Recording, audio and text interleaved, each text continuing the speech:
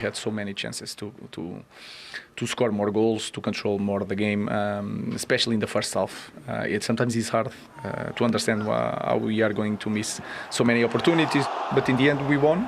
Let's move on. How important is it for you to get your first Premier League goal for Manchester United? Yeah, of course, I'm very happy with this. We win at the end as well, so it's even better. And for a striker, obviously, it's important to get confidence with goals, and yeah, I'm very happy. And there was never any point when you worried about whether you'd still be here for the next match? No, I know, guys. I know sometimes it's me that start that. Again, I'm really emotional, and it's good for you guys, so you have fun. I understand, because to be boring for you is not an option, so I will try to continue. We started the game really slowly, really slowly. I'm immensely proud. Second half, we was a real threat and was really worthy of our goals. Disappointing with how the game ends, of course. That's the way the game's gone now, obviously. We're becoming a very sterile game. The on-field decision at that time, the ref didn't give the foul. So I don't know whether it's clear and obvious. That's the rule. And at that moment, we've re-refed it with VAR, who obviously sees it as a clear and obvious error. But it ain't the ref, it's a fella 200 odd miles away in a van who's decided it, really. So that's the way the game's going, and we understand that. You can understand his disappointment. You can maybe understand his frustration with the bloke in the van 200 miles away. But was it a penalty for you? Let's deal with that first. I think it was, when we look at all these different angles, and I think for me Ahmad was brilliant for Manchester United. He caused Burnley a lot of problems with his direct play, but also giving and going, and I think as soon as he passes that ball to Bruno and he gets into the box, Anthony, I think for me it's a mistake to try and grab him, because I think Hartman's there to help him. I think the key thing is, Chappers, the ball's going back into Ahmad's path, but also as soon as he grabs the shirt pull continues into the box. So for me, I think once you see that, it becomes a little bit more clearer, but I understand Scott Parker's frustration. And they do take into account the path of the ball and whether someone's going to get there. Ruben Amorim didn't look, just like he didn't at Grimsby, but they do take into account the path of the ball. Yeah, I think it's important. I think if Ahmad's got a chance of getting there, and I think with his pace and him forward running and defenders recovering, I think he gives himself a bit of a chance, and maybe that shirt pull really hindered his movement to get on the end of the ball. The thing from Manchester United's point of view is there really should have been, as kind of both managers alluded to in their interviews, they should have been home and dry after the first half. Well, there's a lot of criticism after the Grimsby performance, rightly so, for the manager and the players, and I think what all United supporters wanted to see today was a reaction in the intensity, in the passion, in the desire and the quality, of course, and they certainly got that first half. And you're right, the game should have been put to bed. There was many good performances. This ain't about tactics, this ain't about you know, that element of the game. This is simply who wants to work hard, make tackles, close people down, and then who's got the courage to play the courageous passes and try and open the team up and risk making mistakes. He's unlucky in Bruno there. Brilliant pass from Fernandes after Mount had won the ball back. Sometimes it's where this is the quality I'm talking about. You have to be switched on. You're at home in the Premier League. You've got to get the fans excited. Mount was exceptional in the first half.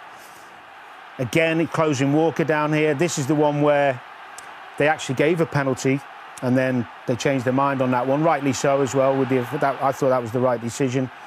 Bruno setting the press. Matheus Cunha thought he was good until, unfortunately, he had to go off injured, putting pressure on Burnley. And if you do that against anyone, you're going to get the fans behind you. Of course, set plays, they got their reward for all their good play, but this is the desire to get in there and win headers. Casemiro's good at that. They get a bit of luck, but they deserve that bit of luck after their performance. And I thought Ahmad, as well, was terrific today. Doesn't always play the position he wants, but he was sharp with the ball. He was great without the ball. And this would have capped off a fine first-half performance from Manchester United. Maybe Mbeumo could have gone himself. And that is a difference to last season, isn't it? That energy and press, that is different. Well, they've got more legs.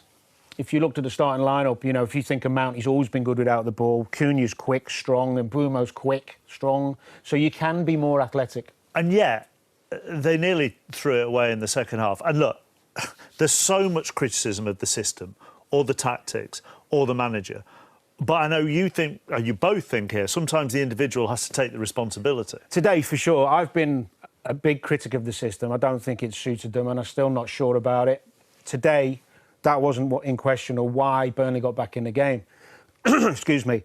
The first goal was poor communication. ill discipline at the back in terms of organisation, and that's on the players. Ruben Amorim can only do so much. Look, desire to get back in. There's 8 back in their own half, all running back to get back in position to help their teammates. De Ligt's one of the 3. He follows Foster out, who makes the run. Right decision. Don't try and play him offside there. Dalot has now switched position with him. Now, that's OK, because they're still in a good shape. Now, this is where the problem starts. You can see the 2 men on the right, Foster, De Ligt and Dalot, confused. De Ligt is saying to Dalot, get yourself back out there, because he doesn't want to be out there, of course. He's a centre defender. Dalot going, I'm not sure what you want me to do. What day is it? Too late. Poor communication. Now, not only does Dalot not get out there, De Ligt lets Foster go. Now he needs Shaw to help him out because he's switched off just for that second. It's only milliseconds. It's a beautiful ball, but there you've got 2 centre-halves marking no one, and Dallow's 15 yards off the cross. And Danny, I think for me this sums it up. I think this is from a long throw, Kyle Walker long throw. Casemiro's job is to stop the flick on. Bruno Fernandes is probably doing 2 jobs, maybe marking the players on the edge of the box. But the most important thing is communication, organisation, especially between them 3 centre-halves and your goalkeeper. Knowing where your players are and being ready for the second balls and the drop down and being first to it. And that's Burnley's equaliser, and that could have changed the game for Man United in the long run. So you have sympathy for him in those situations?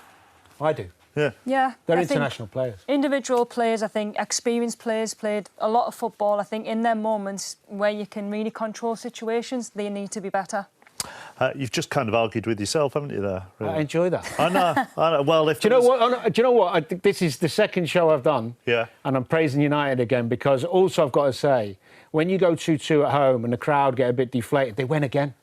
You know, they really pushed on and they got the winner at the end. So just let's leave it at that. All right.